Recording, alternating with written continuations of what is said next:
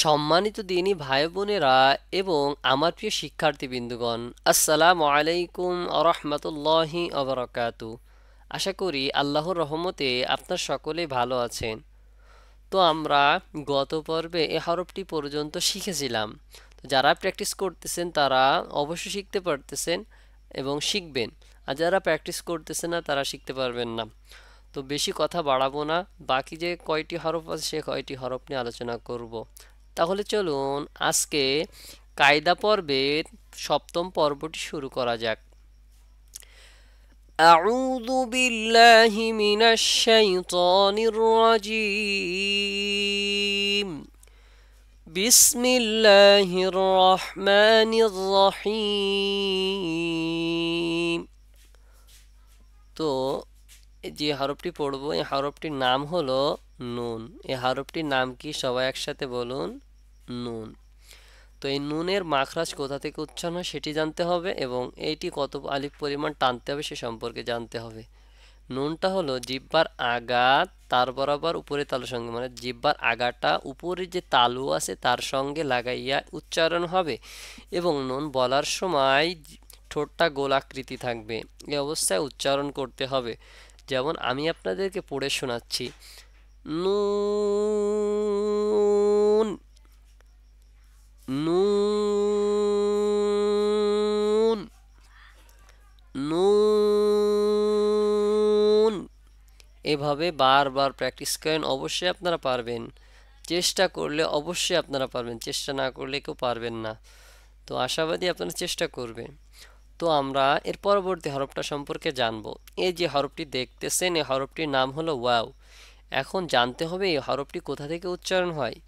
আবার এই হরফটি আর এই হরফটির মাথা কিন্তু এক, আবার এই হরফটির মাথাও এক। আপনারা নুক্তাটা দেখবেন কার মাথায় কত নুক্তা আছে, এটা দেখে আপনারা পার্থক্যটা যাচাই বাছাই করবেন, তাহলে আপনারা পারবেন। আপনারা হুজুকে যেন বলে দিয়েন না এটা কফ, ঠিক আছে? এই জন্য মাথায় দেখবেন এর নুক্তা আছে কিনা, নুক্তা না থাকলে অবশ্যই ওয়াও হবে। এখন ওয়াওটা উচ্চারণের সময় দুই ঠোঁট থেকে উচ্চারণ হবে এবং ওয়াও বলার সময় 3 আলিফ পরিমাণ টানবো এবং টানার সময় প্রথম অবস্থায় রাবারের মতো থাকবে। রাবার যেমন যদি টানা না হয় তখন যে অবস্থায় থাকে, এরপরে যখন টানা হয় তখন কিন্তু এটা বিস্তৃত হয় দুই দিকে, মানে লম্বা হতে থাকে।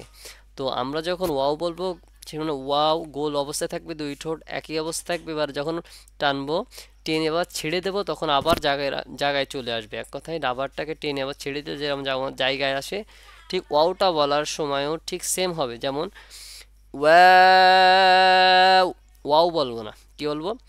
ওয়া, ওয়াও, ওয়াও। তাহলে ওয়াও বলার সময় দুই ঠোঁট থেকে উচ্চারণ হবে, ওয়া হবে, ওয়াও না, ওয়া, ওয়াও, ওয়াও। ঠিক আছে? এভাবে পড়বেন, অবশ্যই ঠিকভাবে উচ্চারণ হবে। এবং এই হরফটি কোথা থেকে উচ্চারণ হবে সে সম্পর্কে জানতে হবে। এই যে হরফটি দেখতেছেন এই হরফটির নাম হলো হা। এটি হলো গলার শেষ ভাগ থেকে উচ্চারণ হবে। কোথা থেকে? গলার শেষ ভাগ থেকে উচ্চারণ হবে। আপনাদের সিনারি অনুযায়ী দেখানো হবে আগামী ক্লাসগুলোতে। তো এখনই যেভাবে বলতেছি আপনার সেভাবে একটু প্র্যাকটিস করার চেষ্টা করেন, তাহলে এই হরফটি কোথা থেকে উচ্চারণ হবে? গলার শেষ ভাগ থেকে। যেমন হ্যাঁ, এবং বলার সময় এক আলিফ পরিমাণ টানতে হবে। দেখেন, আপনি আপনি উচ্চারণের সময় একটু খেয়াল রাখলে বুঝতে পারবেন কোথা থেকে উচ্চারণ। হ্যাঁ বলার সময় দেখবেন শেষ ভাগের থেকে উচ্চারণ হচ্ছে। তো এই হরফটি সম্পর্কে জানবো, এটা জানলাম, এটার সময় এক আলিফ পরিমাণ টেনেছি। ঠিক তেমনই এই হরফটি সম্পর্কে জানবো। এই হরফটির নাম হলো হামজা। দেখেন কিছুটা এই যে আইন পড়ছেন এর মাথার মতো, আবার এটা দেখে আইন বলে দিয়েন না যেন, ঠিক আছে? দুইটার টানটা একটু ভিন্ন আছে, একটু ভালোভাবে দেখেন। এইটার টানটা কেমন আর এইটার টানটা দেখেন, এটার মাথাটা একটু হালকা ব্যতিক্রম কিন্তু দেখতে একই রকম, ঠিক আছে? এই জন্য হামজা বলার সময় আরও কিছু পার্থক্য, যেমন আমরা বলি হামজা, কিন্তু হামজা বলা যাবে না, কি বলতে হবে? হামজা। কেন হামজা বলতে হবে? কারণ হামজার ভিতরে দেখেন কয়টা হরফ আছে, হা, মিম, জা আছে এবং হা আছে। তো হামজা বললে জিম আসতেছে, হা মিম জবর হাম, ঝা হা জবর জা। কারণ আমরা ঝার মাখরাজ জানি, তো ঝার মাখরাজ যেখান থেকে উচ্চারণ করার কথা ছিল ঠিক ওখানে যেই লাগবে। আপনি যদি ওখানে না লাগাইতে পারেন তাহলে কখনোই সঠিকভাবে উচ্চারণ হবে না। আমরা জানি কি জার মাখরাজ কোথা থেকে উচ্চারণ হয়, জিহ্বার আগাকে সরি জিহ্বার আগা সামনের নিচের দুই দাঁতের পেটের সাথে। তাহলে কোথা থেকে? জিহ্বার আগা সামনের নিচে, যা যা, এই যে সামনের নিচের যে দুইটা দাঁত আছে আমি পড়াইছি, ঠিক ওখানে চলে যাবে দাঁতটা, লাস্টে দেখেন হামজা, হামজা, ঠিক আছে? ওখান থেকে উচ্চারণ হবে হামজা, হামজা। আর হামজা বললে জিমের মাখরাজে চলে যাবে। তো এজন্য আমাদের ঠিক রাখতে হবে, কারণ আমরা হামজা বললে সঠিক উচ্চারণ হবে না, কোরআনটাও সহিভাবে পড়তে পারবো না। এজন্য এই জিনিসটা আমরা মাথায় রাখবো। এবার এই হরফ সম্পর্কে জানবো। যে হরফটি দেখতেছেন এই হরফটির নাম হলো ইয়া। আর ইয়া এই হরফটি বিভিন্ন রূপ হতে পারে, তবে এই যে যে পেজটা দেখতেছেন এই পেজে কখনো এইভাবে পাবেন না আপনি। দু এক জায়গায় থাকলেও থাকতে পারে, তবে ম্যাক্সিমাম দুই নুক্তা থাকে এই রকম হরফে। একটু দেখবেন এই যে এরকম রূপে, আর এটা নিজের মতো এইভাবেই থাকে। তো দেখবেন এইভাবে থাকে দুই নুক্তাওয়ালা ইয়া। এক কথায় এক দাঁত দিয়ে পাঁচ হরফের ভিতরে এটাও চলে যায় এক দাঁতের ভিতরে। কারণ দেখেন এখানে প্রত্যেকেই মাথা বিশিষ্ট আছে, এর একটা মাথা আছে, এরও মাথা আছে, এরও মাথা আছে, কিন্তু এই দেখেন দুই তিনটা হরফ, এই হরফটা তিন দাঁতওয়ালা হরফ দুইটা আছে। আর এই দেখেন এক দাঁত দিয়া, যেমন এই একটা দাঁত, এই একটা দাঁত, এই একটা দাঁত, এরকম পাঁচটা দাঁতওয়ালা হরফ আছে, তার মধ্যে এই একটা ইয়া, ঠিক আছে? তখন এই রূপটা দেখবেন বেশিরভাগ জায়গায়, ওটা সংক্ষিপ্ত রূপের জায়গায় আমরা পড়ব।